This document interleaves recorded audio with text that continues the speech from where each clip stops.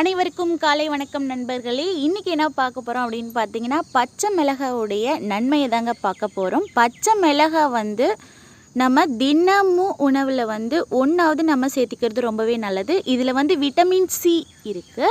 அது மட்டும் இல்லாமல் பச்சை மிளகாயை நம்ம நல்லா மென்று சாப்பிட்டோம் அப்படின்னா அதனால் எச்சில் அதிகமாக சுரக்கும்.